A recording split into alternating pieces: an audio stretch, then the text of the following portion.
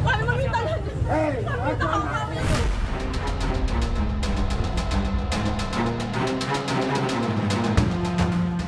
Sejumlah pekerja pelipat suara protes ke petugas yang berjaga di gudang KPU Medan, Jalan Komodo Laut Yosudarso, Sumatera Utara.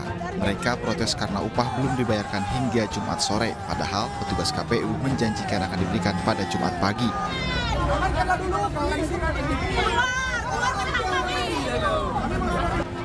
Seorang pekerja diamankan keluar gedung oleh petugas karena diduga menjadi provokator. Tolonglah polisi yang ada di sini. Tolonglah. Kita ini menuntut apa nih, Kak? Gaji kami. Gaji kami udah kami minta. Ibu, kalau ibu nggak bisa menggaji orang ini semua, ya gaji kelompok 10. Mama aku di rumah sakit. Ini bisa proses hukum. Pelipatan kertas surat suara pemilu di gudang KPU Medan dikerjakan sejak 6 Januari hingga 18 Januari 2024. Para pekerja diberikan upah Rp350 per lembar kertas surat suara. Warga bekerja selama 12 hari dengan upah sekitar 4,2 juta rupiah. Dari Medan, Sumatera Utara, Yuda Bahar, iNews melaporkan.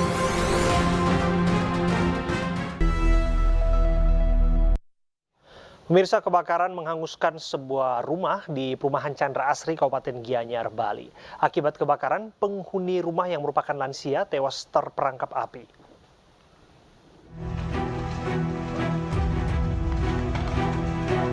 Api dengan cepat menghanguskan sebuah rumah warga di Banjarpuri Chandra Asri, Desa Batu Bulan, Kecamatan Sukawati, Gianyar, Bali, Jumat siang.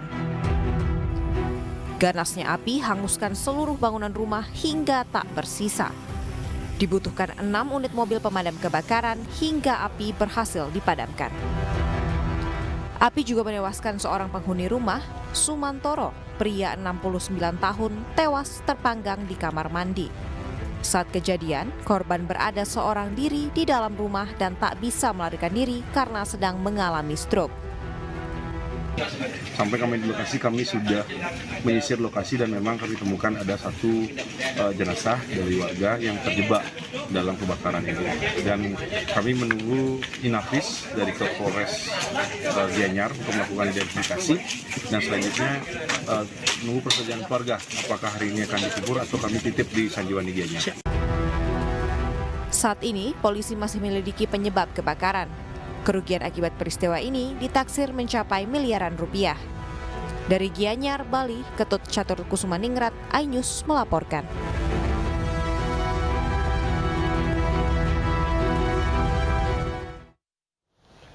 Diduga korsleting listrik gedung DPRD Kota Salatiga, Jawa Tengah terbakar. Kepulan asap pada salah satu ruangan membuat pegawai dan anggota dewan panik.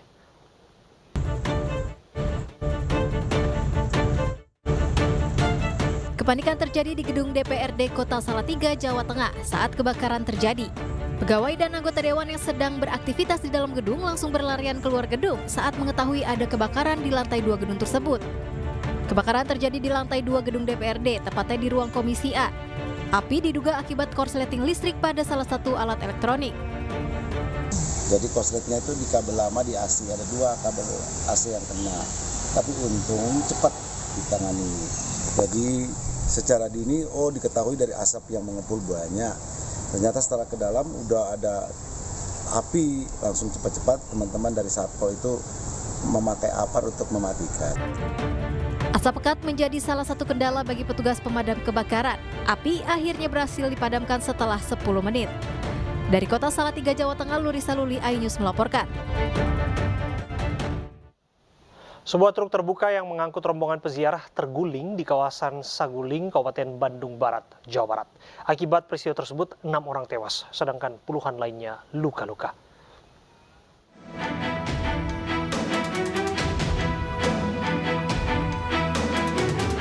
Sebuah truk bak terbuka yang mengangkut puluhan peziarah terguling sebanyak 2 kali di kawasan Saguling, Kabupaten Bandung Barat, Jawa Barat, Jumat dini hari.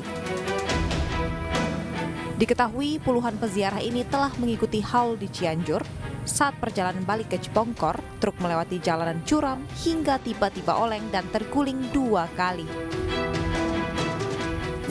6 orang meninggal dunia, kemudian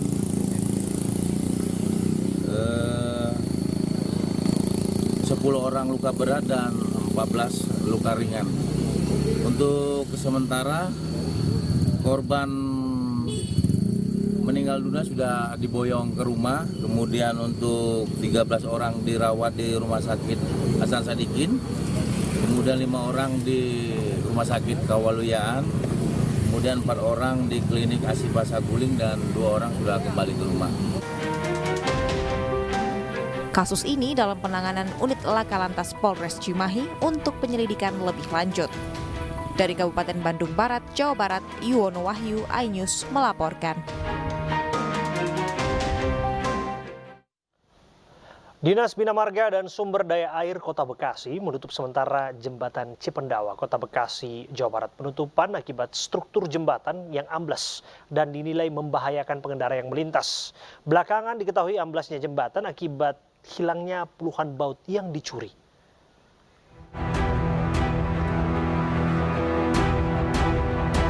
Sejumlah baut penyambung tiang penyanggah jembatan di Jembatan Cipendawa, Kelurahan Bojong Menteng, Kota Bekasi, Jawa Barat, hilang. Akibatnya, struktur jembatan amblas membahayakan pengendara yang melintas. Dinas Bina Marga Sumber Daya Air Kota Bekasi langsung menutup sementara Jembatan Cipendawa dan mengalihkan akses jalan dari arah Jati Asih menuju Bantar Gebang ke jembatan sisi sebelahnya menjadi 2 arah. Penutupan dilakukan karena amblasnya jalan sekitar 5 hingga 10 cm. Dugaan sementara, baut hilang akibat dicuri dengan cara dipotong benda tajam. Jadi ini dari total 5 nih balok stapler, namanya ini balok pengaku itu. Tinggal 1 yang masih ada pengakunya gitu. Ada baut? Iya, ada bautnya. Jadi tinggal 1, 4-nya udah tidak berfungsi lah untuk menahan beban sebenarnya gitu. Pihak Dinas Bina Marga Sumber Daya Air Kota Bekasi menargetkan perbaikan selesai dalam waktu 3 minggu ke depan. Jika perbaikan selesai, pihak pemerintah Kota Bekasi akan melaporkan kasus pencurian ini ke pihak kepolisian. Dari Bekasi, Jawa Barat, Rahmat Hidayat, iNews melaporkan. Kita beralih ke informasi lainnya, Aiman Wicaksono akan menggunakan hak tolak dan melindungi identitas narasumber atas pernyataan dirinya yang menyebut aparat tidak netral pada Pilpres 2024. Selain itu, latar belakang Aiman sebagai seorang jurnalis saat melakukan konferensi pers semestinya diusut oleh Dewan Pers, bukan polisi.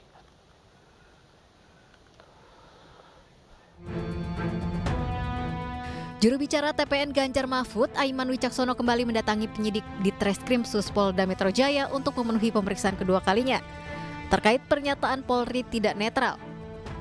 Sebelum menjalani pemeriksaan, Aiman memastikan bahwa yang ia sampaikan mengenai oknum polisi tidak netral berasal dari sumber yang valid. Aiman dengan tegas akan menggunakan hak tolak untuk merahasiakan identitas narasumber yang menjadi pemberi informasi oknum Polri yang tidak netral. Karena saat dirinya menyampaikan hal tersebut masih berstatus sebagai wartawan. Ini kita mau minta verifikasi ya, karena pada saat saya menyampaikan informasi tersebut, status saya masih sebagai wartawan. Itu yang pertama. Kemudian yang kedua, bahwa narasumber yang menyampaikan informasi kepada saya itu menganggap saya juga sebagai wartawan. Dan narasumber itu nyata, ya bukan imajiner, bukan imajinasi.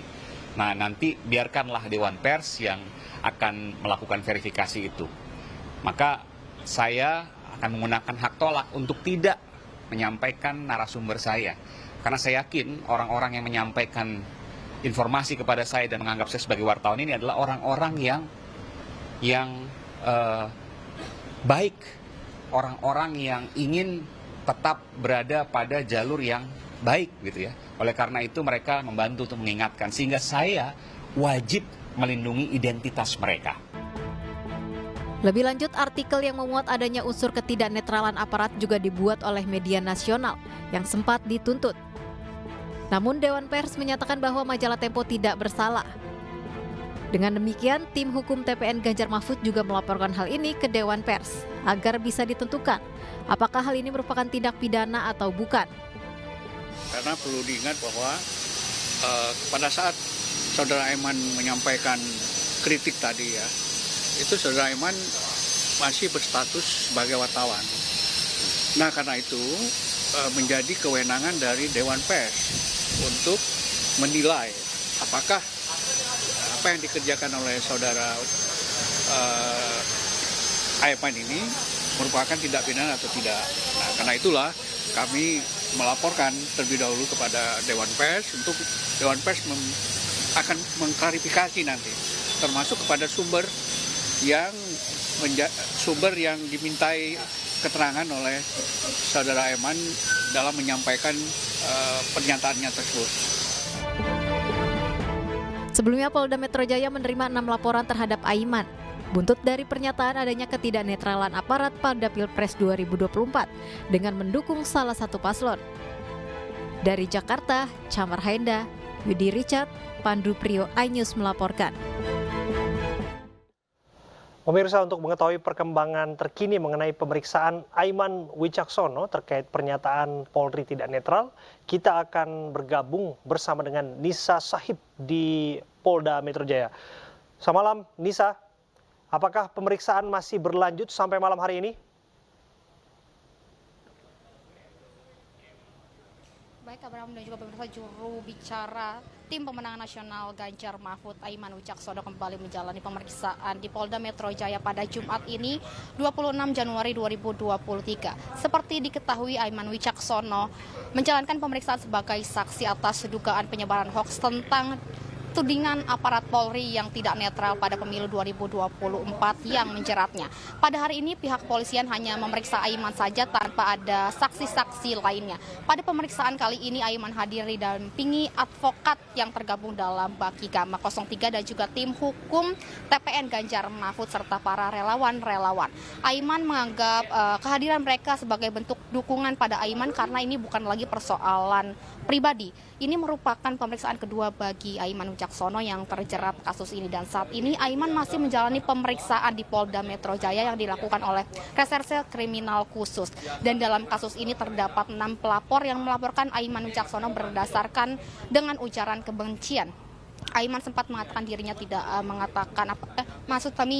membawa apapun termasuk bukti dan juga berkas-berkas pada pemeriksaan hari ini dikarenakan dirinya telah membawa bukti dan juga berkas-berkas yang sudah diserahkan kepada penyidik pada pemeriksaan pertama. Dan dapat kami sampaikan tahapan kasus Aiman kali ini sudah naik menjadi tahap penyidikan yang tadinya adalah penyelidikan.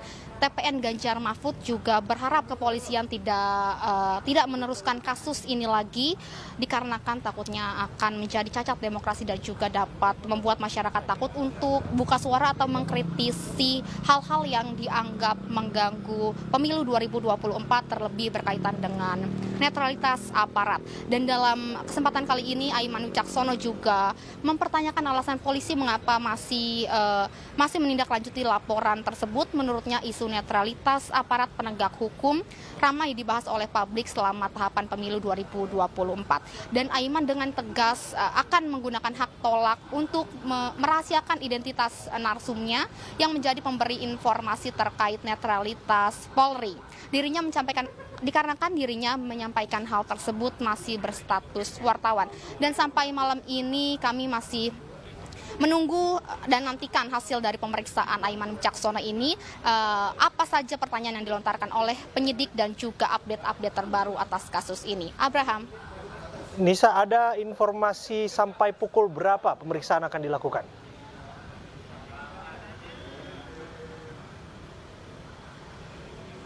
Ya, Nisa, kami ada gangguan komunikasi. Terima kasih atas laporan Anda. Kami nanti akan tersambung apabila ada informasi terkini dari sana.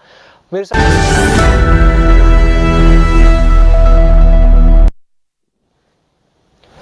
Jarnas Gamki Gama layangkan aduan dugaan pidana pemilu terhadap Jokowi di kantor Bawaslu sore ini. Barang bukti foto dan video Jokowi saat berpose 2 jari dalam mobil kepresidenan dikantongi dalam memperkuat aduan.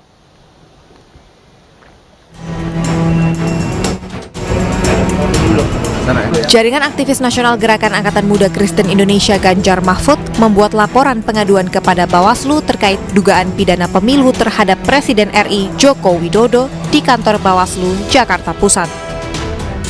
Hal ini berkaitan dengan tersebarnya foto dan video Presiden Joko Widodo yang berada dalam mobil kepresidenan pada Senin 22 Januari 2024 saat dirinya kunjungan ke Salatiga.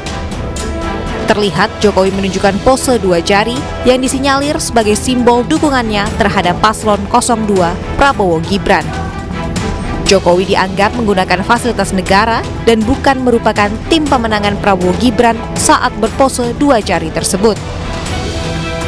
Nah, jadi Joko Widodo pada saat itu berada di mobil yang merupakan adalah fasilitas negara. Nah, ini yang bagi kami tidak boleh dilakukan oleh seorang kepala negara dan kepala pemerintahan, ya, karena Joko Widodo adalah kepala negara dan kepala pemerintahan, ya harus netral, tidak boleh menunjukkan simbol apapun, ya. Pihak Jarnas Gamki Gama meminta Bawaslu untuk bersikap netral menanggapi setiap pelanggaran yang terjadi dan melakukan pemeriksaan terhadap Presiden Joko Widodo. Dari Jakarta, Dilami Aulia, Sutrisno, Seto Pratomo, iNews melaporkan. Komisi Pemilihan Umum Republik Indonesia angkat suara terkait pernyataan Presiden Jokowi yang menyatakan Presiden boleh melakukan kampanye dan berpihak di Pilpres 2024. Menurut KPU, Presiden harus mengajukan cuti selama kampanye. Komisioner KPU RI, Idam Holik, menjelaskan aturan tentang Presiden boleh kampanye tercantum dalam Undang-Undang Nomor 17 Tahun 2007 tentang Pemilu. Namun, menurut Idam, Presiden boleh berkampanye tanpa menggunakan fasilitas negara. Selain pengamanan kepresidenan, KPU juga menyebutkan pihaknya telah mensosialisasikan mengenai aturan kampanye pejabat. Yang jelas, semua pejabat negara menurut Undang-Undang Pemilu, ya, pejabat negara yang diberikan kesempatan atau diperbolehkan melakukan kampanye harus dalam kondisi cuti dan tidak menggunakan fasilitas negara kecuali fasilitas yang dikecualikan, seperti pengamanan, ya, protokoler dan kesehatan. Itu pun dilakukan secara profesional dan proporsional. Kami meyakini peserta pemilu maupun pejabat negara, ya, yang sekiranya akan melakukan kampanye sudah dapat memahami aturan yang diberlakukan dalam Undang-Undang Pemilu, karena memang KPU telah melakukan sosialisasi kepada peserta pemilu ataupun Undang-Undang Nomor 7 Tahun 2017 jelas menyampaikan di pasal 299 bahwa Presiden dan Wakil Presiden mempunyai hak melaksanakan kampanye. Jelas. Jadi yang saya sampaikan ketentuan mengenai Undang-Undang Pemilu. Jangan ditarik kemana-mana. Ya. Kemudian juga pasal 281 juga jelas bahwa kampanye pemilu yang mengikut sertakan Presiden, Wakil Presiden harus memenuhi ketentuan, tidak menggunakan fasilitas dalam jabatan kecuali fasilitas pengamanan, dan menjalani cuti di luar tanggungan negara. Sudah jelas semuanya kok. Sekali lagi jangan ditarik kemana-mana. Pemirsa, program tebus minyak goreng murah Partai Perindo disambut antusias warga di Kecamatan Ranca Ekek dan Paseh, Kabupaten Bandung, Jawa Barat. Dalam kegiatan tersebut, para caleg Partai Perindo juga mendorong warga untuk menggunakan hak pilihnya pada Pesta Demokrasi 14 Februari 2024 mendatang.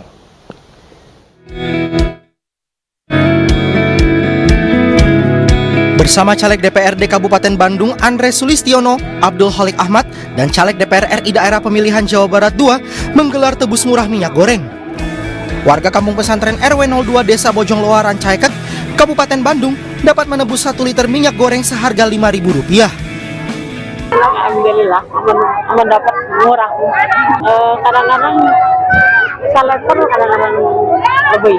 Kami sangat apresiatif dan saya kira ini satu bentuk pengakuan masyarakat ya dengan antusiasme ini bahwa Partai Perindo mudah-mudahan bisa di hati mereka.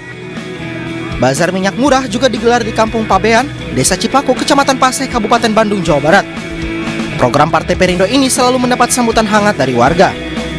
Selain tebus murah, para caleg Partai Perindo juga mengedukasi warga untuk menyalurkan hak politiknya pada pemilihan umum 2024 14 Februari mendatang. Dari Bandung, Jawa Barat, Mujib Prayitno, iNews melaporkan.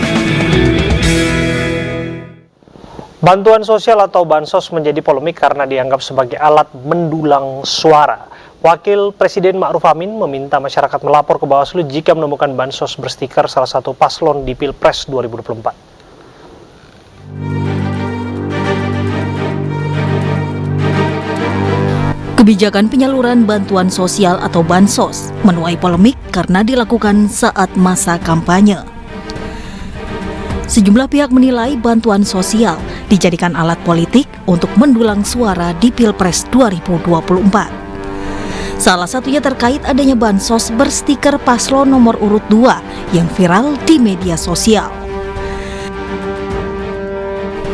Calon Wakil Presiden nomor urut 1 Muhaimin Iskandar menilai hal tersebut memalukan dan dianggap miskin etika.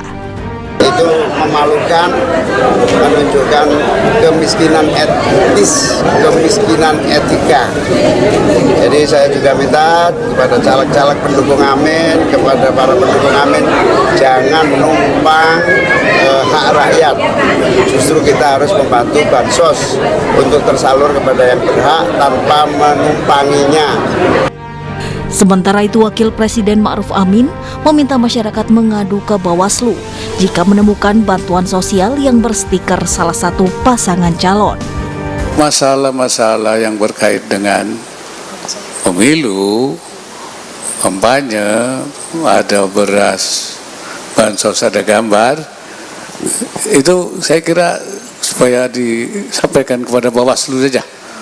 Nanti Bawaslu yang memberikan apakah itu ada semacam pelanggaran dan apa tidak.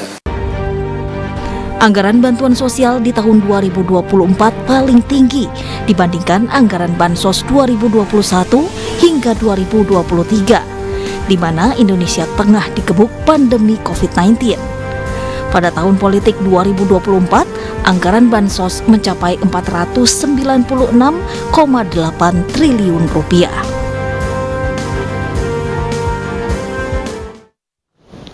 Pemirsa, apakah bansos boleh dijadikan alat untuk mendulang suara? Untuk membahas lebih dalam, kita sudah bergabung dan akan berdialog bersama dengan sejumlah narasumber. Ada Bung Yusuf Lakaseng, Jubir TPN Ganjar Mahfud.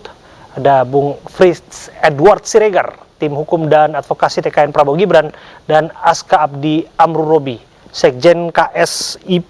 Yang kami terima KSIP di sini adalah Komite Independen Sadar Pemilu. Betul ya? Demikian ya, Bung Betul. Aska. Oke, selamat malam Bapak, sehat semua? Selamat malam, sehat-sehat. Ya, saya ke Bung Yusuf Lakaseng terlebih dahulu ya. Bung Lakaseng, mengapa penting hari-hari ini untuk mencermati soal bansos, apalagi kemudian Pak Ma'ruf Amin selaku Wakil Presiden sudah menyuarakan mengenai kalau ada temuan lapor Bawaslu? Bung Lakaseng. Ya, saya kira memang ya. Ya, silakan. Dengar nggak? Ya, formalnya memang, prosedural formalnya memang begitu ya, bahwa yang menjadi wasit dalam pemilu ini adalah Bawaslu. Tapi yang menjadi masalah ini adalah campur tangan kekuasaan yang terlalu besar yang menyebabkan lembaga-lembaga ini menjadi lumpuh yang seharusnya menegakkan hukum dalam pemilu. Nah, itu yang jadi problem besar kita, karena sepertinya memang untuk menang ini sudah menghalalkan segala cara, jadi cara mainnya udah jorok ini, dan ini memang menurut saya pemilu terburuk ya di masa reformasi, dan ini harus menjadi perhatian kita semua. Jadi bagaimana kita bisa mengharapkan satu pemerintahan baik dan bersih bisa tegak kalau etikanya dilanggar secara telanjang, kalau kemudian menangnya dengan menghalalkan segala cara. Itu nonsen. Kita berharap ada pemerintahan baru yang baik dan bersih serta menyelenggarakan Bung Lakaseng, pelayanan kalau publik ada sebutkan ada temuan-temuan di lapangan, apakah hal tersebut sudah dilaporkan kepada pengawas pemilu? Temuan ini kan memang harus diverifikasi ya. Bawaslu yang harus bertindak cepat. Mereka yang punya tugas ini agar kemudian itu tidak berkembang menjadi isu yang liar gitu ya. Kita mau ada satu kebenaran yang pasti bahwa siapa sesungguhnya bermain di balik politisasi bansos ini, karena kan bansos nggak boleh dipolitisir. Karena itu haram dalam pemilu, itu termasuk dalam politik uang, dan itu adalah tindakan koruptif politik yang menggunakan biaya, menggunakan anggaran negara untuk kepentingan politik, dan itu sangat tidak boleh. Ya, saya geser ke Bung Aska. Bung Aska, ada temuan tidak dari data Anda? Dan kemudian bagaimana hal-hal demikian dilaporkan ke Bawaslu ataupun pengawas pemilu, tindak lanjutnya? Baik, terima kasih Bung Abraham. Sebetulnya bansos ini kan merupakan pertanggungjawaban pemerintah sebetulnya bagi masyarakat yang membutuhkan. Artinya bahwa tidak boleh ada satupun identitas politik yang ada seperti itu. Baik itu berupa nomor urut ataupun mungkin stiker yang kita tahu semualah, gambar stiker sudah gambar bansos yang diberikan stiker sudah tersebar luas gitu. Nah, kami sebagai pemantau pemilu kebetulan juga tergabung di dalam sebuah koalisi pemantau pemilu. Ini juga sudah mendiskusikan seperti itu temuan ini, dan langsung kami laporkan. Kebetulan kami juga berada di dalam satu grup yang sama dengan Bawaslu, dan kami juga langsung melaporkan temuan-temuan ini. Dan harapannya Bawaslu tidak hanya tinggal diam, Bawaslu juga harus memverifikasi data, kemudian juga mencari informasi di lapangan dan lain sebagainya. Dan yang paling penting ialah kita harus tahu ada syarat formil dan material, misalnya temuan ini tidak boleh lebih dari 7 hari, kemudian juga harus ada yang melaporkan, kemudian juga data-data pelapornya jelas dan lain sebagainya. Nah, itu yang perlu diperhatikan oleh kita bersama. Oke, saya geser ke Bung Frits ya. Bung Frits, bagaimana kemudian tim TKN Prabowo Gibran merespon dugaan-dugaan demikian? Bukan hanya dugaan, tapi kita juga lihat ada gambar nih, Bulog yang ada bantuan beras dan ditempeli stiker di sana. Mungkin data-data mengenai ini bisa disampaikan kepada kami, Bung Frits. Ya, terima kasih Bung Abraham. Selamat malam Pak Yusuf dan juga Bang Aska dan teman-teman sekalian.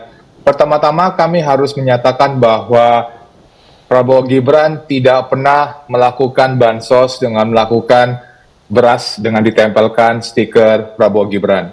Itu adalah 100% hoax. Dan sebenarnya saya juga bertanya sama iNews ini, sebenarnya yang menjadi fokus adalah bansosnya atau hoaxnya gitu loh.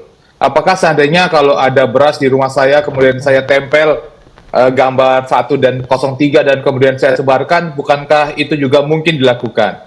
Jadi perlu juga menjadi perhatian teman-teman sekalian bahwa penyebaran hoax semakin lama semakin meningkat, dan apalagi sekarang kita melihat bahwa elektabilitas dari Prabowo Gibran hampir mencapai 50%. Jadi kami perlu tegaskan dulu Bung Abraham bahwa foto-foto yang beredar itu dengan adanya foto-foto yang beras Bulog dan ditempelkan oleh foto Prabowo Gibran itu bukanlah sesuatu yang dihasilkan oleh tim Prabowo Gibran. Itu yang pertama yang harus perlu kami sampaikan dulu, Bung Abraham. Hal yang kedua yang perlu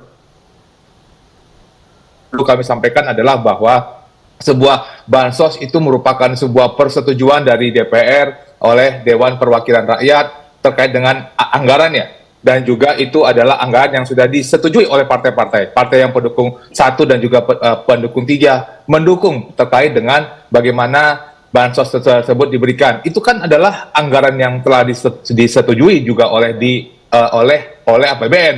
Jadi ini adalah sebuah kegiatan ataupun sebuah anggaran yang disetujui oleh partai politik. Itu hal yang kedua yang perlu kami sampaikan. Dan yang ketiga juga Bung Abraham dan juga Pak Yusuf dan juga Pak Aska, terkait misalnya apabila ada sebuah dugaan pelanggaran terkait dengan bansos, ada lembaga yang memang sudah dipersiapkan untuk terhadap dengan penyalahgunaan juga bagaimana bansos tersebut itu dilakukan. Saya ini fokus kepada bansos ya Bung Abraham ya. Bung Frits. Metode kampanye bazar murah, tebus murah, sebagaimana yang diperbolehkan oleh PKPU 15 tahun 2023. Iya, terputus-putus tadi sedikit penjelasan Anda. Tapi yang saya tangkap adalah kemudian Anda menyebutkan bahwa itu hoax. Artinya kemudian andai kata pun itu dilaporkan dan diverifikasi, Anda meyakini dan tim Anda meyakini sesungguhnya bahwa itu bukan dari kubu dari Pak Prabowo Gibran, begitu ya kira-kira ya? Dan fix dan jelas. Dan juga perlu kami sampaikan bahwa ada aturan pidana apabila dalam pasal 27 Undang-Undang ITE bagi orang yang menyebarkan hoax, pembuat dan penyebar hoax yang dapat merugikan ataupun menguntungkan dirinya ataupun diri orang lain. Artinya saran saya adalah pada teman-teman bahwa apabila menemukan sesuatu seperti ini, jangan langsung dilakukan mengatakan bahwa ini merupakan yang ada fotonya dalam sebuah blog, karena hal ini bisa saja ini terjadi kepada siapapun, baik kepada paslon 1 dan juga kepada paslon 3. Mari kita untuk lebih bijaksana terhadap hal-hal yang muncul melalui di sosial media. Upaya verifikasi itu penting untuk dilakukan dan salah satunya seperti yang kita lakukan saat ini ya. Kita harus break sejenak ya Bapak-bapak. Kami akan kembali saat lagi untuk Anda.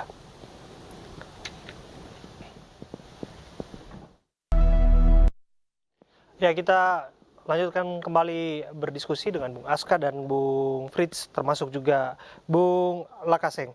Saya ke Bung Aska. Bung Aska, apakah Anda juga mencium bahwa kemudian ada intensitas bansos yang secara program ya diperbanyak dalam tahun politik karena prakteknya ini menjadi narasi yang diperbincangkan?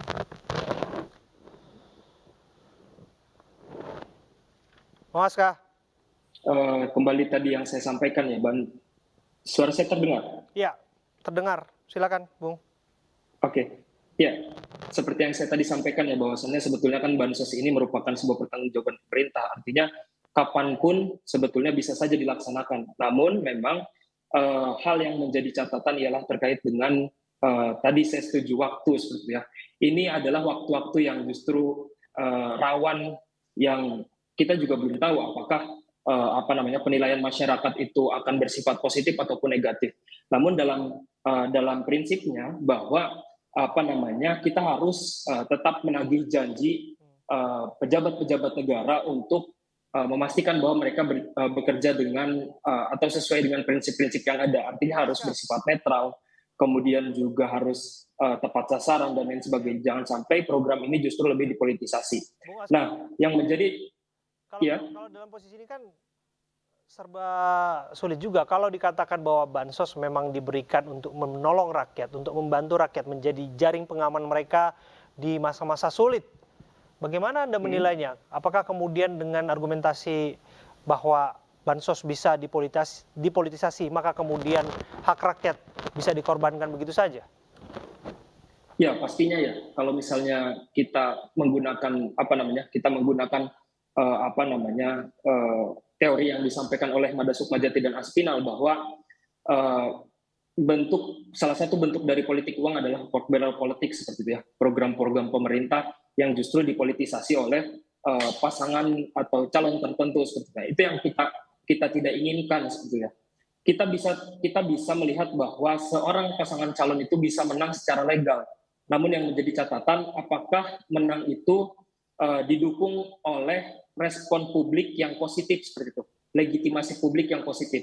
Nah, itu yang kita inginkan, bahwa hasil dari proses pemilihan nanti itu juga didukung oleh legitimasi politik dari publik itu sendiri. Jangan sampai, ini mungkin catatan bagi Pak Frits dan Pak Yusuf ya, baik tim pasangan nomor urut 2 ataupun nomor urut 3, harus tetap sesuai dengan prinsip-prinsip yang ada. Jangan sampai publik menganggap bahwa kemenangan baik nanti mungkin pasangan nomor urut 1, 2 ataupun 3 itu juga tidak didukung dengan proses yang baik dan benar, dan legitimasi itu yang sangat mahal sebenarnya. Bung Frits, tanggapan Anda? Ya, kita harus sepakat dulu ya, pertama ya, sepakat bahwa bansos tersebut adalah sebuah kebijakan pemerintah yang sudah berlangsung sejak beberapa tahun terakhir, dan itu sesuatu yang dibutuhkan oleh masyarakat. dan itu sudah disetujui oleh partai politik melalui persetujuan anggaran. Itu yang harus kita sepakati terlebih dahulu, dan itu sudah disepakati. Dan yang kedua adalah terkait dengan kenapa saat bansos itu diberikan. Kan kita harus bisa melihat bagaimana situasi kondisi sekarang. Curah hujan yang semakin bertambah, di beberapa daerah juga sedang dalam posisi panen yang sedang bermasalah. Itu adalah sesuatu yang sebuah realitas yang harus kita sama-sama kita bantu. Dan tentu saja kami juga mengajak teman-teman sekalian untuk bagaimana kita ingin semua menang secara terhormat, Bung Abraham. Jadi pada saat kami ingin menang secara terhormat, tentu saja cara-cara yang benar itu akan dipergunakan dalam proses kampanye ini. Saya ke Bung Lakaseng. Silakan Bung, tanggapan Anda. Ya, ini bansos ini menjadi kecurigaan paling besar untuk dipolitisasi karena memang tidak bisa dipisahkan dari salah seorang kontestannya adalah anak presiden sedang menjabat. Dan kemudian bansos ini digalakan ketika mau pencoblosan, sementara tidak ada krisis moneter seperti 98. Itu langsung bagi-bagi beras, padahal ada mensosnya. Ini menjadi kecurigaan kita semua. Ini adalah satu usaha untuk mengasosiasikan ya bahwa bansos ini adalah kebaikan presiden, dan ingat loh bahwa presiden itu punya anak yang sedang menjadi peserta kontestan sekarang. Saya melihat ada usaha untuk mengarahkan ke arah itu, dan itu terkonfirmasi dengan apa yang disampaikan oleh Pak Zulkifli Hasan yang juga ramai sebelumnya. Jadi di situ masalahnya, dan menurut saya ini memang adalah pemanfaatan atau manipulasi kesadaran masyarakat kita yang memang tidak beruntung secara ekonomi. Karena bansos ini paling empuk dipakai untuk dipolitisasi karena dampaknya langsung dirasakan oleh penerima. Misalnya beras itu langsung bisa dimasak dan bisa dikonsumsi oleh masyarakat kita. Dan orang di desa kalau ada orang memberi bantuan dan itu sudah masuk ke dalam tubuhnya, itu pasti dia akan merasa berutang budi. Itu kultur masyarakat kita di kelas menengah ke bawah. Jadi ini yang sedang dimanipulasi. Bung Abraham, kalau Bung Abraham, saya hanya mau menambah sedikit yang disampaikan oleh Bung Yusuf, bahwa anggaran APBN ini kan dulu kan diusulkan oleh Menteri Sosial. Menteri Sosial itu kan tadi sebagaimana disampaikan oleh Bung Yusuf adalah merupakan anggota partai yang pendukung paslon 3. Jadi juga harus bisa kita lihat bahwa secara desain bahwa persoalan bansos ini bukanlah sesuatu yang muncul tiba-tiba, tetapi ada sebuah tindakan-tindakan administrasi negara yang sudah disetujui secara bersama-sama. Tanggapan Anda terakhir karena waktu kita sangat terbatas, Bung Yusuf Lakaseng. Ya, masalahnya memang itu program Kementerian Sosial, menterinya Ibu Risma. Nah, saya melihat bahwa akhir-akhir ini Ibu Risma seperti dilumpuhkan gitu loh, mengalami disfungsi sehingga tidak berfungsi sama sekali. Sekarang yang berfungsi sebagai Menteri Sosial ada Presiden langsung. Ini menjadi kecurigaan kita. Ada apa ini Presiden turun bagi-bagi beras, padahal kontestannya bukan Presiden. Baru kita sadar, oh iya ada anak Presiden rupanya. Ada usaha asosiasi itu ke arah sana.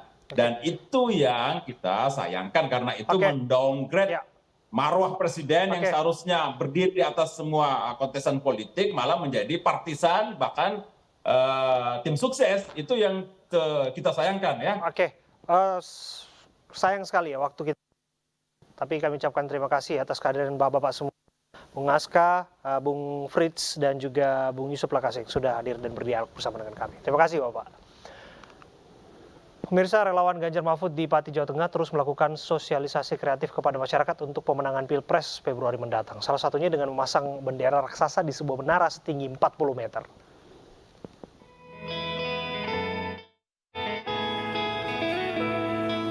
Relawan Ganjar Mahfud di Kecamatan Juwana, Pati, Jawa Tengah yang menamakan dirinya sebagai DGP 8 Pati membuktikan militansinya dengan mengibarkan bendera raksasa Ganjar Mahfud di menara setinggi 40 meter. Bendera raksasa berukuran 3 x 5 meter ini dipasang dan dikibarkan sebagai bentuk sosialisasi kepada masyarakat serta meneguhkan kembali bahwa Kecamatan Juwana merupakan kandang banteng yang identik dengan pendukung Ganjar Mahfud. Sebelum dikibarkan, para relawan juga menggelar upacara layaknya pengibaran bendera sebagai bentuk penghormatan. Kami memang melakukan pemasangan di daerah Juwana ini menunjukkan bahwasannya Juwana adalah kandangnya banteng yang mana juga identik dengan pendukung dari Bapak Ganjar Mahfud. Sebelumnya relawan DGP 8 Pati juga memasang 1000 poster Ganjar Mahfud mulai dari pintu masuk Kudus hingga Rembang. Dari Pati, Jawa Tengah, Lazarus Sandi, iNews melaporkan. Pemirsa, selebgram sekaligus pemeran film porno Siskae resmi ditahan Polda Metro Jaya selama 20 hari ke depan. Penahanan dilakukan lantaran ia dinilai tidak kooperatif dan terus mangkir selama penyidikan.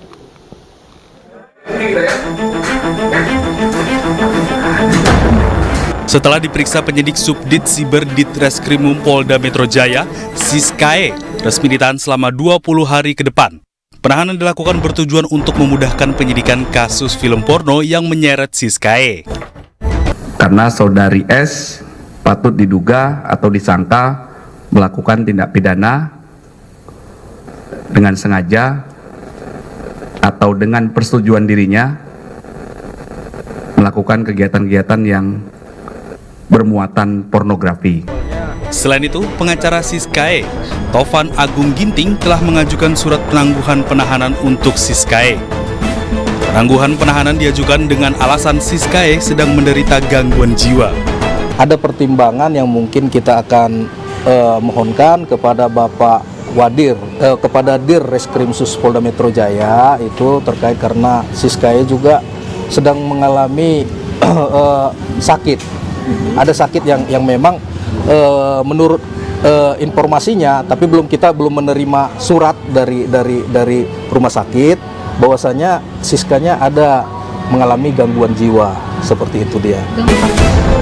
Penyidik Ditreskrimsus Polda Metro Jaya telah menerima surat permohonan penangguhan penahanan untuk Siskae, namun penyidik masih mempertimbangkan surat permohonan tersebut.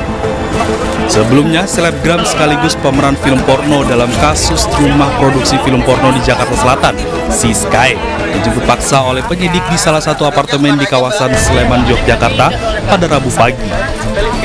Jemput paksa dilakukan penyidik lantaran Siskae mangkir saat akan diperiksa sebagai tersangka terkait kasus tersebut. Tim Liputan iNews melaporkan.